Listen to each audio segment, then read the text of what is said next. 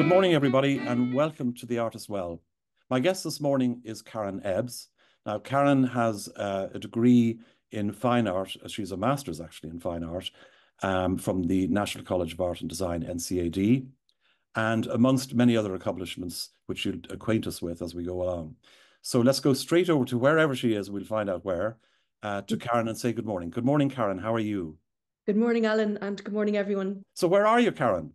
Well, I'm here in the Digital Hub. I'm actually a member of Palace Studios and Palace Projects and Studios. It's a collective group, and they have the Digital Hub here, few floors just off Thomas Street. And Yes. yeah, so they're, it's like it's an office building basically turned into offices, turned into studios. So yeah, it's really. And how many people are there, Karen? I'm not really sure. I'd say probably 30 plus, maybe. Wow. Yeah, Okay.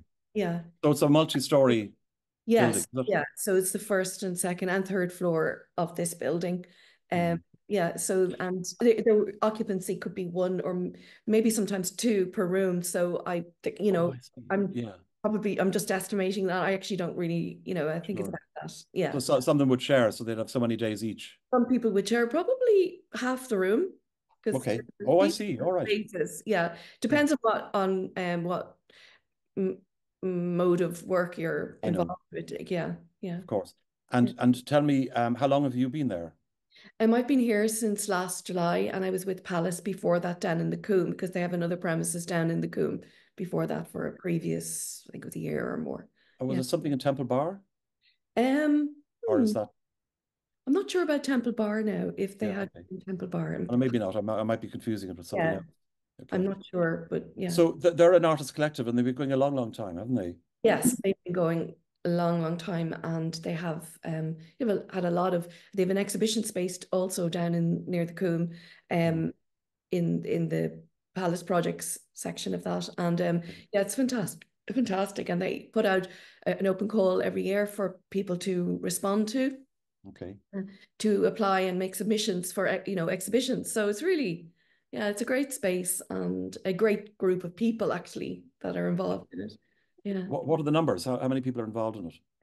I overall, I can't give a figure, like Okay. because I suppose no, you'd have to ask the Yeah, yeah. the Okay. run Okay. it. Like I But don't, there's quite a few. but there's quite a few. Yeah, Yeah. there's quite a Okay. few All right. involved. Yeah. Now, t tell me about yourself. Did you go straight into art?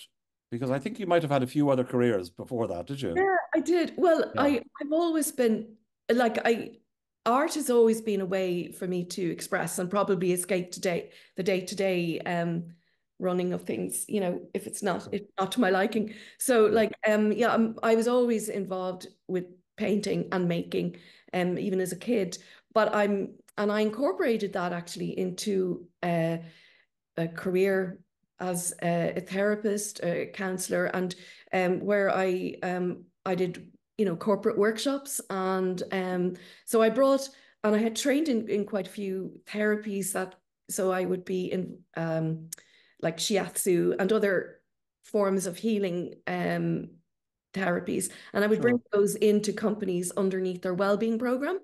And Okay. so, like for example, Citibank had one, and then First Active. I used to go there one day a week, and bring in therapies. And I actually brought in shiatsu in a chair, and that evolved into having group workshops. And throughout Ireland, in Tipperary, there was a residential.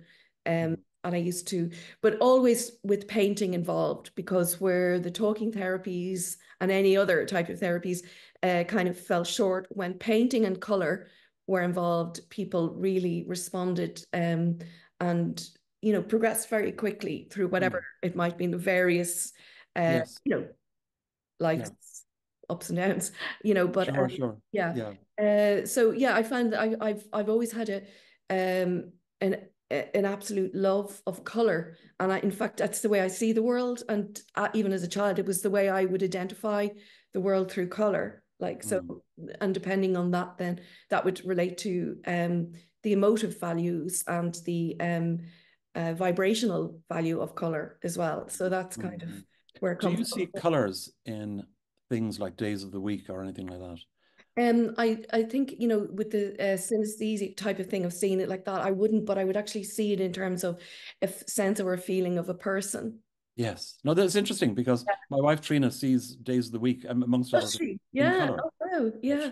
They each Yeah. have a color. That's fantastic. Yeah. Yeah, interesting. So tell me, are you quite a spiritual person? Because you sort of obviously delved into all of these areas for, Yeah. you know, Well, I used to say, the answer I used to give before mm, would be yes, like many years ago. I would yeah, say yes, I'm a spiritual person. But then, like, I realized that so is everyone. You know, it's not what you're doing, it's actually that you're living and engaging in the world. So I wouldn't I think where I was involved before, if you were in it, you were in it, and you were considered spiritual and working in, you know, in that way. But that it's kind of an exclusive club that I didn't really want to belong to be honest. all right. Because I think the world, of course, you're going to have an element of reaching for, let's say, the divine in anything, or in a sunset, or in your child's smile, or in, you know, in something, and Yes. in everything actually. And so from my perspective on that, I did a lot of training so that I could actually, you know, facilitate others Mm, healing or whatever, and the talking counseling as well, and using color. But I'd always have been aware that it wasn't anything that anyone could do to someone. It had to be yeah. that it came from them alone, really, you know. Mm, So that's where I've grown with that. So I think the way I would see it, I think everyone is spiritual, you know, sure. to some degree. Yeah. And is your work a sort of a manifestation of all of these things combined going through you onto canvas? Yeah, that's a really good question. Because I probably the answer would be yes. Like in terms of everything that I've ever done is kind of feeding in, Yeah. um, and like over the years always has, and it was just more direct. Maybe back in 2005. From then on, it was very clear that I was painting spiritual paintings, or people were asking me, you know, commissioning me to paint something for them specifically, and that was absolutely wonderful. And but now, or there's no buts, but and now I can feel that, um because my whole I would have always questioned what reality is and what is consciousness, and I would have gone down the quantum physics route, like, you know, that's to find answers. And so through the work, that's where I express. I kind of one start with color, and color begets a form, or, you Yeah. know, creates a Yeah. form, and from that then another form is created, and then from that, and I know when it, well I when something is finished, it's like, oh, you know, I there's a roundedness to it, or a feeling of harmony or completeness, I and know. I stop. Yeah. And Karen, do you plan your work, or does it evolve as you paint? It it certainly evolves, but I do know I have got a plan in terms of the way I would approach it. So there'd Okay. be an underlayer of new looseness. There would be like I would work between opacity and transparency, and I'd bounce them off each other, really. You know, that's the way. And regardless of whether I'm painting representationally or whether I'm painting abstract, I just think that it's just a choice in the moment of which way you go with something, you know. And there's Yes. a lot Yeah. of form in my painting, but like I would have done portraiture and you know, I mean, painting scenes and like Landscape, colors of whatever. Yeah. landscape, exactly.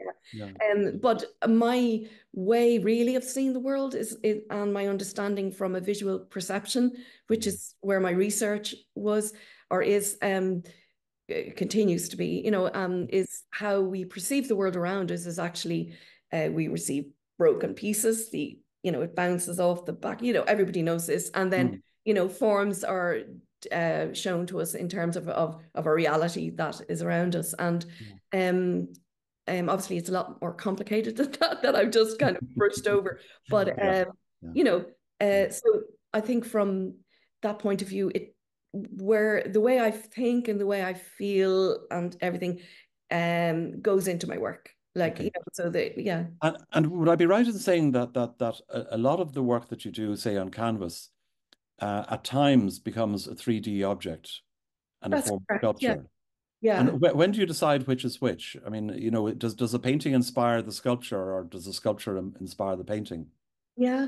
Well, Are they an extension of each? they are an extension. I'll just grab something. So, for Yeah, example, sure. Yeah.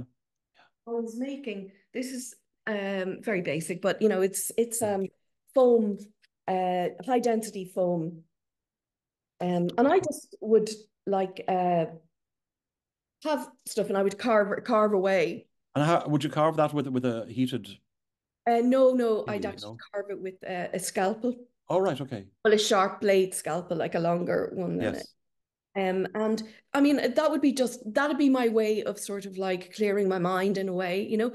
But in terms, you asked a question, I'm not really answering it, but like in terms of what goes first, is it, you Yeah. know, one or the other? Well, sometimes before I even realize it, like for example, the forms that were in this appeared in my painting, but I Mm. actually didn't sit down and go and observationally draw them. I just was very familiar with the form, having made it, and then Yes. it appeared in some of the paintings before. Mm. And the other thing I notice, the way I work is when I am working, if it feels, even if it's a flat surface, if it feels like it's going to come out into the room or whatever, every material that I use, for example, porcelain or aluminium or foam, the high density foam or whatever it might be, is all really a surface upon which I can paint. So it's Yes. always about painting, you know. So Sure. Yeah. uh, Yeah. And um, are they always done in tandem, or do you kind of do sculpture for a period of time and then go back to painting on canvas? they're done in tandem They usually. are Like, done in tandem. yeah, Yeah. for Yeah. example, Yeah. the exhibition I'm having in November in Rathfarnham Castle. Hmm. So I'm painting at the same time I'm using killings, or I've made forms. Hmm. I mean, like I've one survival, so one survived so far. Well, I mean, I'm hoping that they all come out in one piece and I can use it. Yes. But like it's a bit, you know, but the idea for to extend them out came very early on while I was painting. I just Hmm. saw them in my mind's eye and then went about the technical thing about how to actually achieve what I was hoping to achieve. Hmm. So yeah. Yeah. Okay. Okay. I want to touch on something, just moving slightly off Yeah, sure. topic a wee bit. But there was a momentous time in your life when you went down to Kilreally and you bumped into a fella called Stefan. You're going to use this, Alan. Tell Okay. me about it. Oh, um, oh God. So yes, I went to Kilrillig in 2009. I went to Kilrillig and well, it was a productive uh, Hmm. trip on many. I met the person who is now my husband. Hmm. And yeah, so and the way I actually think about that is I don't even know, I've been back, but I can't remember. So I had imagined there were portholes. It was just there was a full moon, I know that for sure, and the light came over. Oh dear. Oh Yeah. dear. So it was literally all aligned, you know, Yeah. everything was aligning up. And Sure. yeah, and yeah, we met and then in true German fashion, Hmm. he's German. He had like 6 months flights booked before I'd even actually made up my mind. But I mean, Yes. his point was that if you don't have it organized, how can you see what is going to progress? You know, how is it going to Sure. progress? So Yeah. he played it well, and then Yeah. yeah, so that was that. Yeah. But he's quite an interesting career. Can you give us a quick summary Yeah, what he he is. does? Oh, he's very interesting, and he's really, really gifted, to be honest. Hmm. He is a conservator and restorer. His training originally it was as a ceramist, so and he's really particularly, you know, artistic. He can carve anything, and he worked everything in Longford Cathedral, for example. If you go in there, Yes. all of the angels and all of the sculptural, I'm sure there's a different word for that, but it's something Hmm. enhancement or enrichments or something like that. It's called. Okay. They're all made by him, and all of Hmm. the casts were done by that. So they're particularly beautiful. The centerpiece and 28 angels, and I worked under him on a project there, cleaning the angels, and while he carved and sculpted them, and yeah, he's pretty Wow. brilliant. He's working in McKee Barracks and the company. He has Terracotta Design Ireland. So he's Hmm. kind of infiltrating all of Dublin at the moment with the terracotta buildings. And does he work elsewhere? Does he work in Germany as well, or? No, not anymore. He Oh, used to work in Vienna in Austria in and like places like Pali Liechtenstein and stuff like that on restoration projects and stuff. But he's working with the company Shea Nolan who restore and look after the restoration and they clean facades of listed buildings and stuff like that. So he's working. fascinating. The other Yeah. side of that is the restoration and creation of new builds. Mm. So yeah. So there's So, no end of creativity once you get no, home together. and he's extremely supportive of me and what I do as well. So it's really helpful. Like yeah, Fantastic, fantastic. Um, we're going to go on to talk about your work, which I think will sort of maybe explain the sort of things that we were talking about yes, earlier. yeah. But I'd love to have a little look around your studio. Could you do Of that? course. Of Yeah. course. I just want to say to the people here, apologies, but I'm going to go and go quickly because some of this work is like I've tried to cover up. Oh, yes. But I'll show you the studio, but I won't be concentrating on any particular No, image in here, if that's all right, Alan. just Like, look at your paints and your brushes and whatever else, yeah, and we look yeah, out the it's window also, for a good reason. yeah, it's just I'm Well, trying to keep an element of surprise. of course you do. Yeah. Yeah. Can I don't know what people can see, but because We I'm can see a thing, Fabriano. so Fabriano. Okay, Yeah. right. So that's your door, and that's basically the space, which is not big. No, well, it's so if I stand back here, Yeah. that's kind of like it's about 5.5 meters by 5.5 meters. Oh, is it? Okay. Yeah. Yeah. Very good. It's a fine Yeah. space, actually. It really is, Yeah. and I'm probably jumping here. I don't know what I'm actually holding in front of. No. Now there. Stop there for a second. Here, yeah. Yeah. Now talk about your paints. Do you use acrylics? Do you use oils? What brand names? All oils. Can you Yeah. see? Yeah, I use Yeah. We all see that. oils and I use Old Holland, Michael Harding, and Winsor and Newton, Okay. and they're all artist quality. And I don't use a huge amount of medium, but if I do, it's Sansider and linseed. And yeah, and I use a variety of brushes. So, and just for different mark making tools and stuff like that, uh, Yes. depending on what, like, I mean, if I was having a punch brush here, or for the large, for the large scale ones, I would use, quite large brushes. Yeah. And yeah, so, and Okay. for palettes, I use strip off, tear away, because as you can see, like I pin them against the wall and I actually keep them so I can Yes. turn to them when I need to. Um, Hmm. but I'll just turn it for 1 second. But I use that to because I have to climb on a step little podium thing for Hmm. the high paintings, Yes. which like can be like 2.4, 2.5. So obviously I'm short. So like I have to stand up. So it's much easier if I carry the palettes with me. That's why Yeah. otherwise, I mean, I have a large one, but it only works if I'm on a series of small paintings for me anyway, Hmm. and I mix loads of colors, so it's handy. Yeah. And, Yeah. Good. this out Now through there's a bit of a landmark out there that I'd like you to point out and tell us a bit about, which um, for Dubliners would be a very familiar sight, I suspect. yeah, absolutely. It's so there is, if anyone can see there out the window, that is the oldest tree, and it's from the DNA report, it's 170 years.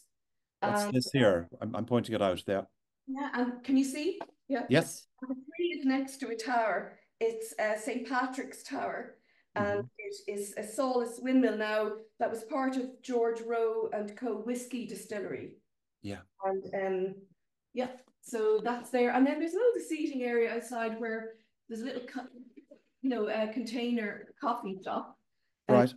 and, uh, you know, So you can socialize down there if you feel like it. yeah, when you can get out for a breath of fresh air, Yeah. yeah. It's not, it sounds a great setup. Well, I love it. Yeah. I pinch myself. I think I'm just the luckiest person in the world to have a Yeah. space like this. I've always, And I used to work in Glendara Studios in Wicklow. That was a great space too. That was years ago, mm, and I still keep a little studio at home, but really that's just for my grandchildren when I let them paint and do something. It's a stores room as well, so um, right. Diane would have seen that. So yeah. Okay. Yeah. Yeah. Very good. Yeah. So we're going to have a look at some of your work, right? Great, yeah. Um, Yeah. So let's do that now because I want to leave plenty of time for Q&As at the end. You take it from here and I'll let you go on. Let me know when you want to change, Yeah. okay? So we'll go to the first two quite quickly because they're from they are kind of my older way of working, and I used gold and gold leaf, and I mean that, and they were quite landscapey, but they were considered kind of emotional landscapes. That's from 2005, I think, and then the next one is from 2012. That's quite a large one. It's nearly 150 by 390 centimeters. That's right, yeah, it's nearly four. And so yeah, again, that was I started that in Austria in a massive big studio, and then I rolled it and then brought it home. And then I actually did a diptych because it just was impossible to manage. So Yes. then that's down in a collection down in Dunleary in Stelfox Recruitment, I think, have that. So All yeah, right. so and again you'll see like a landscapish feeling, Mm-hmm. yeah. So and yeah, so this was actually my undergraduate, and it was when I was including form and the making of form in with the painting. I painted the studio, the back wall, and these are paintings which I'd actually pinned up. They've since been I continued actually with this series after I made quite a few similar ones, but these are all stretched now onto stretcher bars. They're all oil on linen, I think. Yeah. Right. So and that's actually from 2001, and that was yeah in NCAD. So the 3D objects are Yes, very yeah. much part of the entire thing, aren't they? Yes, they are. Yeah, they're kind of like stepping out, and they were like I'd written a book about them, and they were actually they toured around the college, and people interacted with them, and it was actually I think I was bringing out the kid in me, just letting myself just really kind of and they were pictured like in down near graffitied wall with the door, and it was called My Crib, and I was just taking like Yes. doing and that was called, but this I say serious, but the thing behind that was I had done a thesis on perception. So this was called visual perception, a big fat best guess. So it was kind of like, as it says, it was like the way I would feel that visual perception, the way we perceive the world really is through all of our accumulated experiences, and so that can change in a moment if you add something to the pot, like you change your Yes. perception. So yeah, it was about how we perceive the world and how it's probably not accurate, and only accurate to the point of the amount of information one has at that time. So yeah, I suppose that would be more psychological as opposed to mechanistic of how the eye works. But I yeah, that was where my research was. So and then Very interesting. Yeah. yeah, so the next one, this is again, this is large scale as well, 330 width. I can't remember. I think it was 180. Yeah, or one. Yeah, Mhm. high. And so again, this was like where I was experimenting with loose painting, but then I like to claw back. So I had put all like in, I suppose, yeah, I had loads of tubs of oil, all liquid down, with uh, I didn't use terps, but Sansider, and then I would just apply, and then it would settle, and then I would go in and I worked over that with form, Mm. bring out shapes and forms, and then that's fine, yeah. Some So of those colors appear almost luminous. I think that's because I let some of the canvas through, like Okay. some of it because of washes, they like they capture the light of the canvas coming through the white, um, Mm. but then the opaque form actually pushes out the translucence of the underglow. I think it is like if you've got two Yeah. together, they kind of push the light through, Yeah. Beautiful. It's lovely. Okay.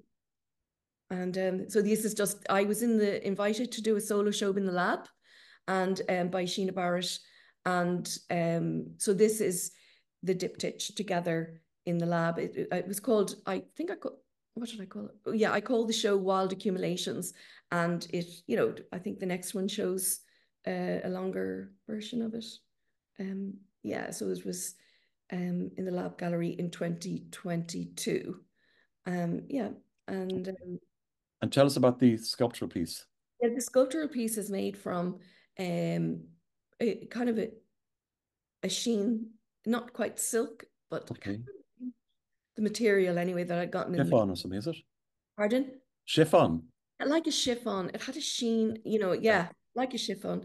maybe. Yeah. And then I had made objects inside, and I had also painted on the fabric and then made stuff. It's not a great photo of it, but they were kind of hanging, suspended inside the sheer kind of form. So yeah, Yes. Yes. Yes. And yeah. sorry, where did you say this was? In the This is lab? at the Art Gallery in Foley Street. Ah, yes. Yes, I know it. Yeah. Yeah. And if you, so this is just one of those pieces there that was in that, immersed in the act of becoming. So it was like, everything is happening and it's all coming together and forms are coming into existence, just like the way our thoughts would create our reality. Like, Yeah. yeah. And can I ask you, Karen, does a painting like that take long, or is it just Yeah, it can take quite a while. Like, I can mean, it? I went back over that and over it and over it and over it, like for months and months. And in fact, I had started it and then I didn't finish it until 6 months later, Oh, in good. a different place for this. It Mm, it it's you wouldn't be working on it like I wouldn't be working on it for 6 months solid, but I definitely have to return to it because got to keep pulling out the form and leave some transparent, go over with the opacity and let like the center left is quite translucent yeah. area, and then the other part is quite opaque, so Mm, yeah. yeah. Yeah. Okay.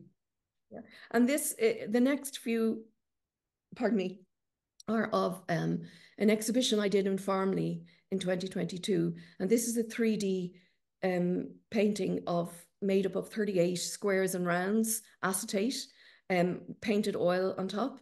And it is what reality would we choose to construct. And the overall exhibition, which was kind of modular, I broke it into sections, was called um, um, I am more blue than you, and you are more green than me. That's So right. Yeah. nice, Yeah. yeah. And so you can see in the background, which I think in the next form, these were hung and suspended by stainless steel wires, all of the forms from Sure. 3 stainless steel tubular Mm. bars. And Karen, the background there, that's Yeah. actually a projection of Yeah, the the back hanging the bit. navy ones, say the dark blue ones, Yes. they're all acetate painted, and then behind that, the way he put the guy who did the lighting, the way he put the light and directed it, it was actually it gave another whole other dimension to it at the Mm. back from the shadows. It was It's quite wonderful. quite Yeah. yeah. I'd say Uh, that was quite dramatic to see in person. yeah, because everything was kind of like spots, and it was really really dramatic the way he did the lighting. Yeah. Very good. Yeah, and so the next, again, this is the full length version. These are aluminium, solid aluminium forms, not easy to see. And they had spokes and they had rice, colored rice paper. All Um, right. Yeah. this all on it. Or I'm pointing, but actually you can't see what I'm pointing at. And So here, like this here, all of these.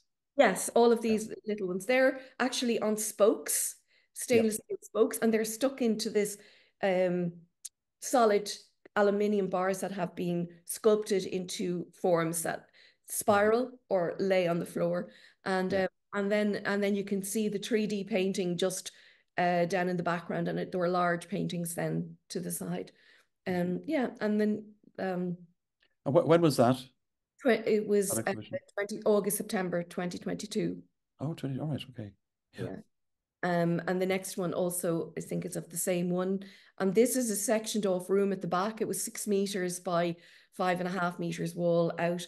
And this is Magenta Moon, and the whole space was black. I painted black canvas and hung it, and did the white line, and it was called a white acrylic line. Actually, I used Mm. acrylics with a kind of a sword. I call it my sword brush. It is actually Mm. called sword brush, but you can draw really good, lines with the clear lines with it. And it was called Wild and Untethered, and that also had sculptures inside that look very similar to the line patterns on the wall. Okay. Yeah, yeah. All right. Yes. And this one was when I was experimenting with, this was like, I think it was 7 meters in total from top to end, and these were porcelain pieces. And it was called, I also wrote a piece on it. It was stepping on, stepping off, stepping on, stepping off. And it was about our journeying through life. Yeah. And that was in 2023. And where is that venue? Where was that? That's actually, oh, sorry, that's in NCAD. It was my master's, part of the master's. Oh, right. Yeah. Yeah. Fantastic. Yeah. Yeah. I like that one. And these, well, these are just a small, so this is a 95 by 95 oil on linen, and it was part of the bigger show, which you're going to see next. I just wanted to, there were loads of big and small, and porcelain and aluminium sculptures in the next show that you're going to, yeah. I think it's the next, well, that's another one. That got actually into the RHA the same year. I had made it then, and that was in the RHA Open in 2023. So it didn't make my show. I took it out for it. And yeah, and then these are all oils 95 by 95. They're smaller than I normally. So this installation is called Apropos of Everything. And it was actually held up the road in the annex. And it had an L-shaped room. So it brought the viewer in and around into the L shape. And you'll see as you go, these are in the forefront, you see porcelain forms with aluminium. They held the porcelain bowl, let's say. Yes. And in the background, these were 230 high by 180 width. And they are on linen, oil on linen. And then you have the plexiglass mirror on either butting each one. Exactly. So it's reflecting what's in fact in the foreground here. Gave a feeling to the person that they were actually in the paintings, looking at them, but also in them. So yeah, that's and the next one shows another section of that in the L room. And I call that Wild and Untethered. It was yeah. So this is again 2 mirrors at the back with a large painting, which is 230 by 180, and then 9 bands of 5-meter aluminium, and they're all created into form, and they're suspended from spring wire, stainless steel spring wire from spring wire. Does that give it a bit of movement then? Does it? It just allows for, these are tiny strips of stainless steel, and when you bend the bottom to hook something, it doesn't move. It gives you a completely stationary, but nothing falls off. So I use spring wire quite a lot because it can hold something. It's a very simple process of holding without a big complicated bolting or, screws. And so the spring is that you can actually bring it down to the length you want. Yeah, so they're usually coming. But then it's fixed. Exactly. Well, it's just basically that the top would be like a squared off piece like this. You bend it into shape. That would hook onto a bar, a square bar, and then it would fall down, and then the bottom part would go like this, and it would hook in to a hole that I've made in each piece. So that would kind of hold it, and you could bring it up or down depending on where you wanted it. Yeah. So. And would I be right in saying that those 2 pieces are very much part of the one, that you can't have one without the other? In other words, well, you could. I mean, but actually, I'm going to be showing that in the lexicon next year down the very, very back. I'm going to add to it by adding to the. It's going to be slightly different, but I'm keeping that for the lexicon next year. So yeah, you could show them individually, but because if you see like the marks and the patterning in the painting actually are quite similar to the. That's what I was thinking. Yeah. Exactly. Yeah. You're right. Yeah. I think that's right, Karen. That's it. Listen, that's super, because there's a great flavor of the sort of work and style that you use. Have you any plans for the future? What are you sort of working on at the moment? I know you've got the Rathfarnham Castle coming up. What dates are they? So it opens on the 16th of November, and so you're all welcome if anyone likes to come. And James Hanley is doing the opening, so it should be amusing. He's a great orator. That's great. Yeah. And so that's that's this November, next month. Oh my God. Yeah, I know. Yeah, and then next year, well, I mean, there's a few things. So the Art Riddler, the one that the mask Art Riddler. Yeah. So a few of us here got into that, and so that's opening on the 24th of October, and we're also in the Europe in the heart of Ireland. That's on at the moment in Chatham Street. So that's a new initiative of the government to have a Europe headquarters. So that's and there was an inaugural open of their gallery there in on the night before last, I think. Yeah. So this is a permanent feature, is it? This is a permanent feature now, and that Yeah. building has been it's like a liaison office for the European Union, European Oh, I see. Parliament. Yeah. But it'll be used as an exhibition space as And well. there is an exhibition space downstairs. Yeah. And And Hamilton Gallery curated a show there. That's what it was. And it I coincided remember with that. the inaugural opening of it. So that's on at the moment. It'll be on for a while. And then it's a traveling exhibition, or sorry, touring exhibition. So it'll go down to Sligo, to the Hamilton, and Yeah. then possibly in other venues. So yeah. And what else am I involved in? There's a few things. Oh, the lexicon for next year for 2025. Mhm. So I can't think of. Yeah, no, that's I fine. was involved in talks actually. They are just up and they will be put up onto SoundCloud. So Hmm. I organised talks on expanded painting and metamodernism, and they turned out great. The speakers are great, and we had a great night. So I will be releasing those talks on SoundCloud once I can get time to actually edit them. And so yeah, Yes, yes. I've done that. What is meta? Metamodernism, I suppose it's a sensibility. It's like a feeling. Some people call it a vibe. It's like it's not quite a movement yet, but it's like Jerry Salz described it as in that at the moment art is coming from everywhere, from everyone, all at the same time, with no preconceived ideas as to or no restrictions on what might be the concept behind that or whatever, and that people are having more freedom, and that basically that what's existing are together at the same time would be like paradoxes. You've got and you've got irony and sincerity in the same batch of work. It's like a way of thinking, I Yeah. think. Yeah. Okay. Yeah. Karen, how do you see art in the widest sense of the word progressing over the years now in the Um, future? for the Have you future, any views on that? I, I do. I do because I was actually thinking about that while I was researching the talks. I was Mm, thinking, where do I stand on it?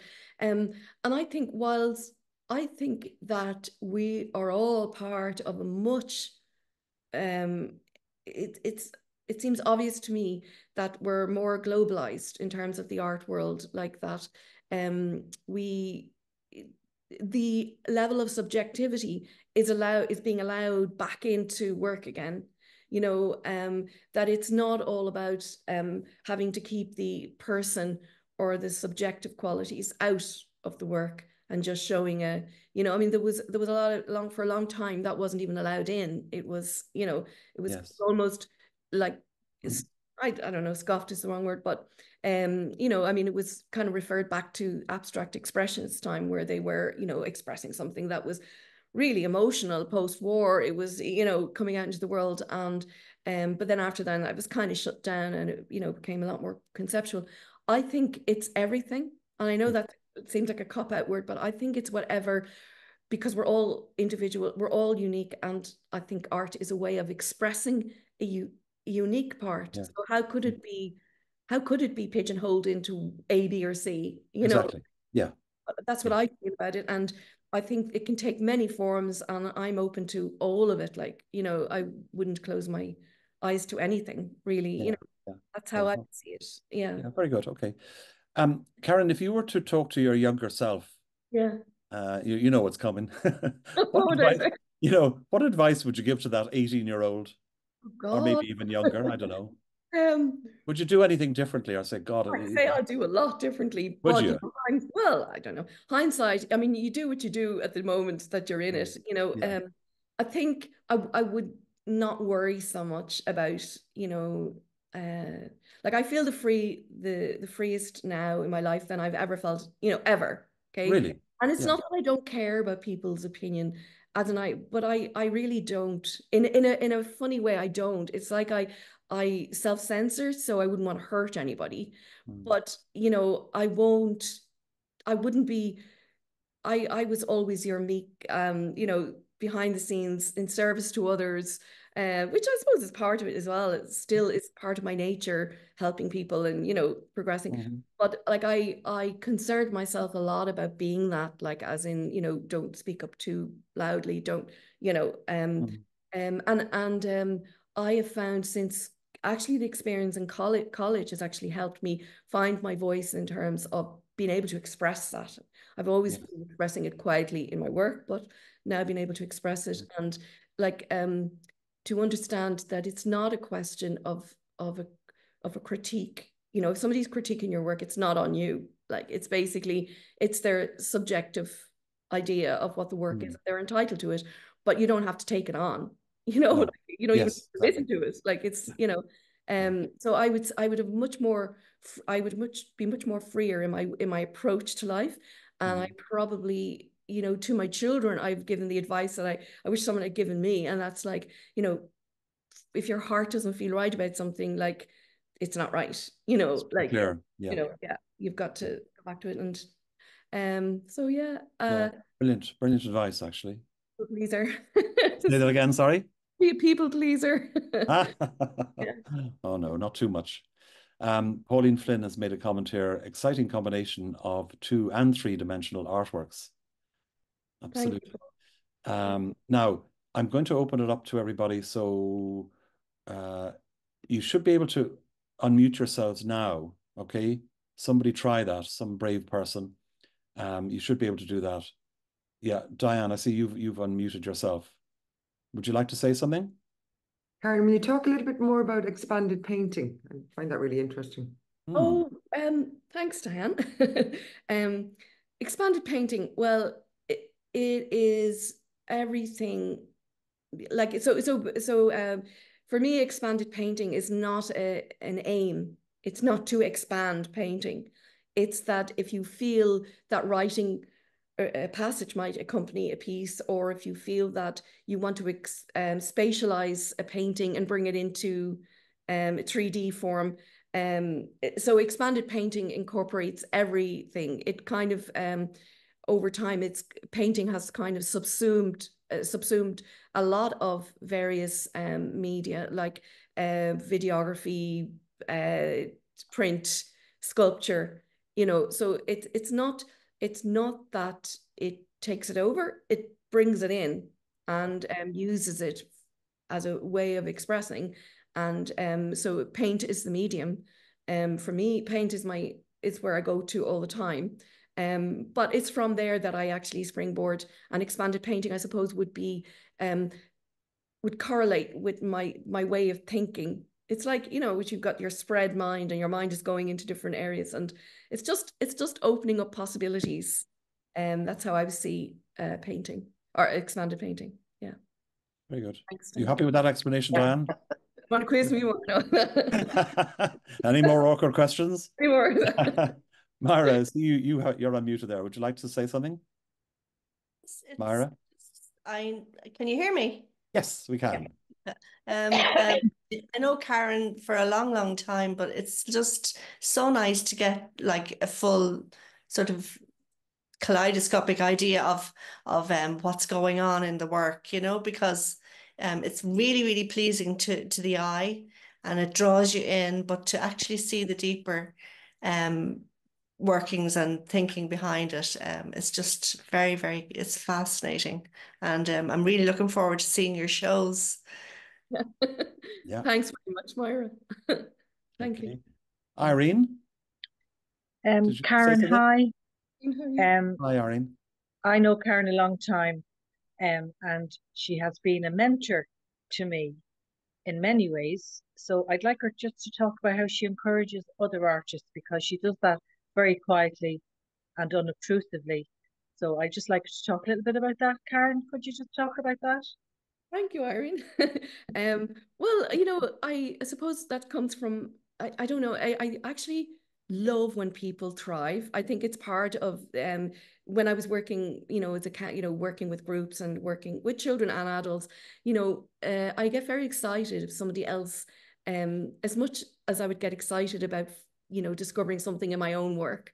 And I think it actually feeds me in a way. Also, I get a lot back from it because, support is goes out, but it also comes back, and I get huge support, and I get huge support from you, Irene, as well. Like, so, like there's a mutual respect, I think, for people, and you just know that, in the world of art, like it can be crazy space. You're on your own a lot, but then you can bounce things off, and so there's huge support. So I'd feel that if I can give any help at all, as in like leads or introductions or whatever, that I would do that, because and it always comes back. Not that you do it for that, but like I think as artists we should be supporting each other and leave aside the idea of competition, because I don't see it as a world of competition. I mean, how can it be when everyone's doing their own thing? That's my view. Thanks, Irene. Thank you. Yeah. Oh, you're absolutely right, because it would be different if everyone's doing the same work. Yeah. Then there's competition, but it's entirely separate and unique. Yeah. Yeah. Absolutely. Yeah. All right. Owen, would you like to say something? Yeah, I mean, I think your work is beautiful and uplifting. That's the word I would use looking at it. Thank you, Owen. And no, definitely. And I don't know if you know my work, but it's very much about war and the horribleness that's going on in the world today. I just wonder, does that affect you at all, or how can you kind of keep that out of the way when you're doing your beautiful work? Oh. Well, yeah, I think it's part of it that's why I do it. Like I'm not immune to it. I'm not oblivious. I'm very much, in it. But I learned from I've been reading, and I can't even remember where I read it, that if you're in it, it's really hard to kind of feel light. If you're, I mean, if you're, sorry, I rephrase that. I'm not immune to it, and I get deeply upset by what's going on in the world. And this, I think, is my way of lifting myself, and holding maybe like the fact that the world isn't all like that. I mean, that's where I get the feeling from color. I find color uplifts me, and combinations of it.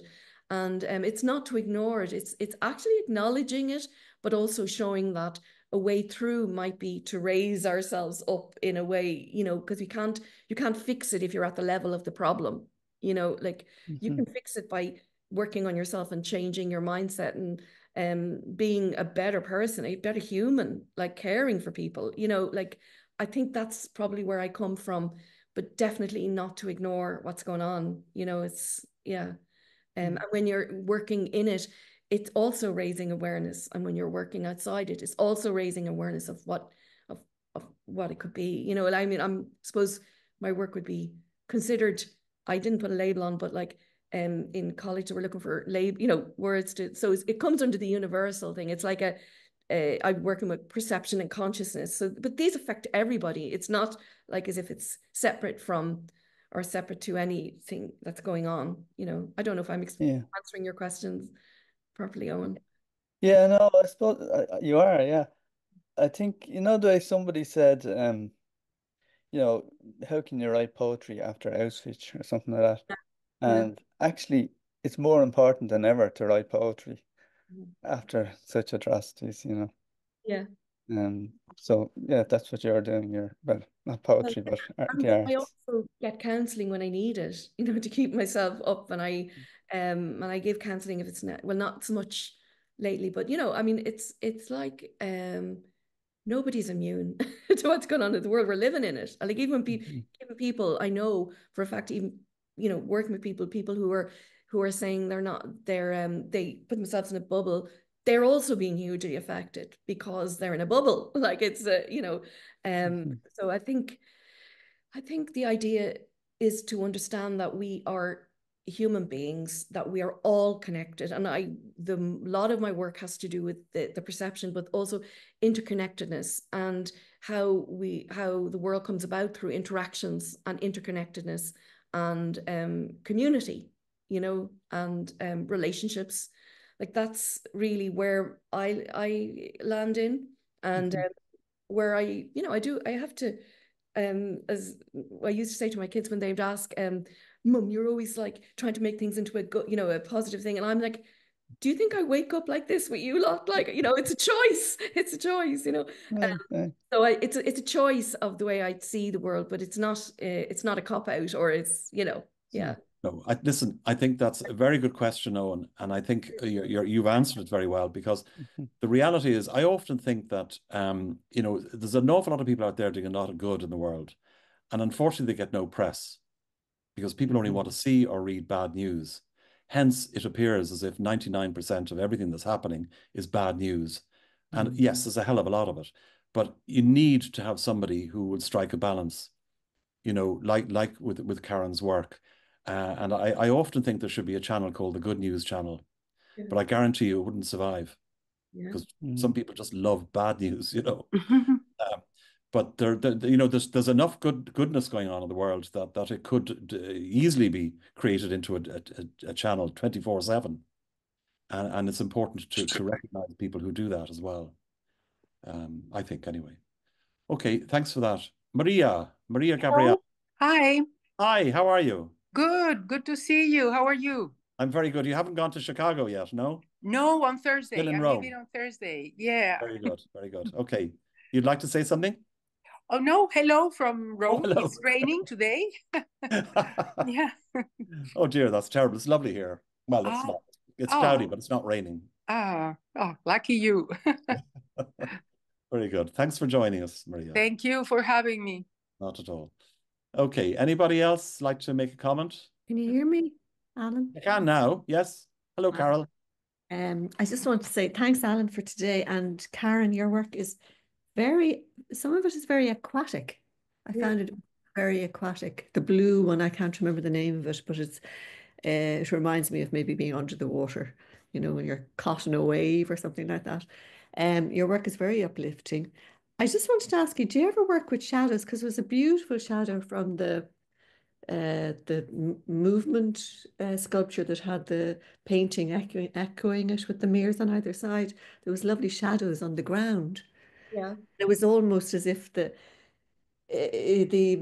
metal had moved, and it was like a relief of energy that was left, good energy on the ground between the two. It was just lovely. Sorry, the work was lovely, but the whole creation of the whole feeling between the two, the painting and the sculpture, and then the release of the shadow. It was lovely. Your work is beautiful. Have you been back to Kilreelig? Pardon? We've been back to Kilreelig. Oh, I wouldn't want to ruin a good thing. Like, I never returned to the same place twice. So it's my go-to. I've been back myself, yeah, but yeah, it's a fabulous place. Oh yeah, I've been there too many times. Yeah. Tyrone Guthrie as well is brilliant. Yeah, it is.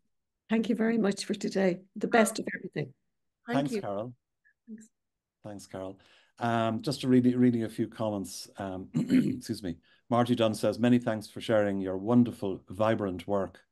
Stephanie McLaughlin, interesting and beautiful work and an interesting chat. Pauline Flynn, hurrah for positive thinking, Karen.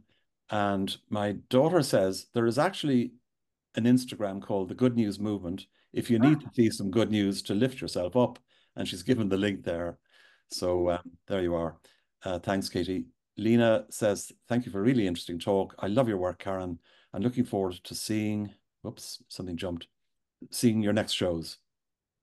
Thanks, Lena. Diane, great talk, really interesting. Thanks, Karen and Alan. Myra Jago says, the Garbage Queen on Instagram is full of good eco news, a great positivity boost. Brilliant. Thanks, Myra. We sure as hell need that. We sure do. Have I left anybody out? I think I might have missed that one. Elizabeth O'Kane, lovely to hear Karen talk about her work. Looking forward to the Rathfarnham show. Well done. And we'll give that a little plug now when it comes up on the show. Irene O'Neill says, Karen's show in Farmley was one of the most interesting, dynamic shows I've ever experienced. It was third and second and was very different. I'm not sure what you mean by that. I, constellation C, it in my mind. Okay, sorry, Irene, I probably made a mess of that. Okay, anybody else like to say something before we wrap it up for today? No? Okay. All right. Karen, I just want to ask you one thing, because I tried to remember to ask the artist this, and that is there a work of art, either from an old master or a very current, contemporary work, that you would love to have hanging in your walls in your house? Oh God, I couldn't pick one. I really Then couldn't. pick two.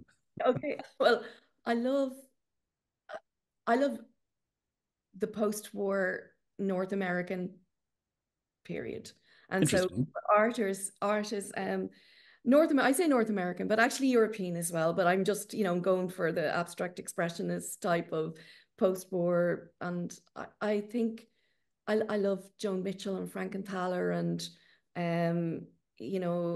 and Rauschenberg. I just so many I actually love that it's really different. Lee Krasner, like Yes. wow, I saw her in the Barbican, and there's just so I love expressive art, and yeah, and I love Yeah. so wherever they meet up, Brilliant. Okay. Listen, it's been wonderful talking to you, Karen. Thank you very much indeed. Thanks so much for having me on, Alan. I really appreciate it. And Not at all. And I just love the way you express your work and your thoughts and what goes into the making of your work. It's really tremendous. Thank you. So that's it, folks. Thanks all for joining us. And if you're watching this on YouTube, don't forget to subscribe. It doesn't cost anything. It gives me a great morale boost. But it also means that there are more people watching, which is good for the artists that we have on. So please do that and give it a like and all the usual stuff. We have a little treat for you next week, because I've done another short documentary, and this time with Danny Osborne. And for those of you who may not know him, Danny was the man behind the famous Oscar Wilde monument in Merrion Square, which I'm sure you'd have all known. And the work that went into that is just extraordinary, and the story about it. But there's that and more. And that's going to be released as a sort of a YouTube premiere at 10 o'clock next Saturday. And we've already got loads of people booked in for the rest of the year. So it should be exciting. So look, thanks again for watching. Thank you, Karen, so much for being with us. Bye, everyone. See you. All right. Bye. Cheers, everyone.